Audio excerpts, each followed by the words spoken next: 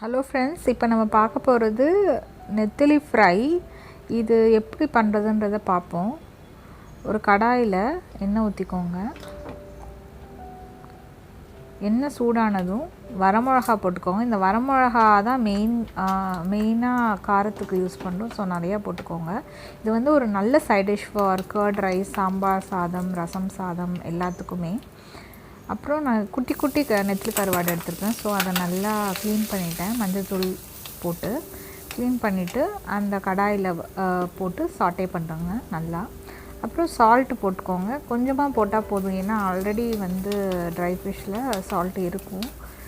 So கொஞ்சமாக salt போட்டுக்கோங்க. இதை கைவிடாமல் நல்லா வதக்கணும். இப்போ கொஞ்சமாக மிளகாத்தூள், கொஞ்சோண்டு மஞ்சள்தூள் ஆட் பண்ணிட்டு நல்லா வந்து வதக்கி விடுங்க. எண்ணெய் கொஞ்சமாக போட்ட போது அந்த கடாயோட ஹீட்லேயே இது நல்லா கிறிஸ்பாகும். கை விட்டோன்னா ஒட்டிக்கும், அதனால் நல்லா சாட்டே பண்ணுங்கள். நல்லா ஹை ஃப்ளேமில் வச்சு சாட்டே பண்ணிவிட்டு ஃப்ளேமை ஆஃப் பண்ணிடுங்க.